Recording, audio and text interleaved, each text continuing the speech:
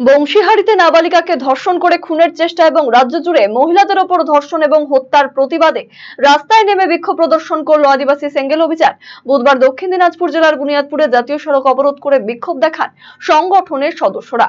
তাদের দাবি, বংশীহারি এবং আরজিকর কাণ্ডে দোষীদের ফাঁসির ব্যবস্থা করতে হবে। গঙ্গারামপুর সুপার স্পেশালিটি হাসপাতালে চিকিৎসাধীন নির্যাতিতার সঙ্গে আদিবাসী সেঙ্গেল অভিযানের কর্মকর্তাদের দেখা করতে না দেওয়ার অভিযোগ তোলেন তারা। আজকে আদিবাসী সেঙ্গেল অভিযানের পক্ষ থেকে 2 দিন ব্যাপী 3 এবং 4 তারিখ বিক্ষোভ কর্মসূচির গ্রহণ করা হয়েছে গোটা পশ্চিমবঙ্গ জুড়ে প্রত্যেকটা ব্লকে। তো আজকে আমরা দক্ষিণ দিনাজপুরের এই বংশীহারি ব্লকে আজ করলাম 4 তারিখ। কি করলেন? এটা বিক্ষোভ কর্মসূচি র্যালি করে এসে এখানে জমায়েত হয়েছি।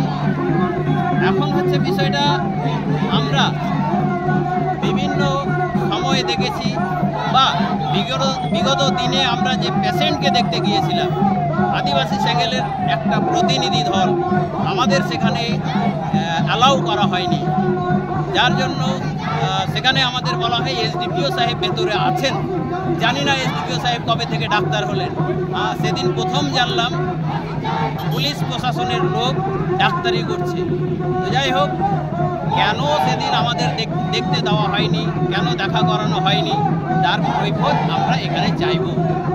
আশা করি এসপি এখানে আসবেন, ডিএম এখানে আসবেন, তাদের বক্তব্য শুনব, তাদের কাছে কি আপডেট আছে সেটা আমাদের জানাবে, তারপরে আমরা এখান থেকে আমাদের কর্মসূচি তুলে নেব।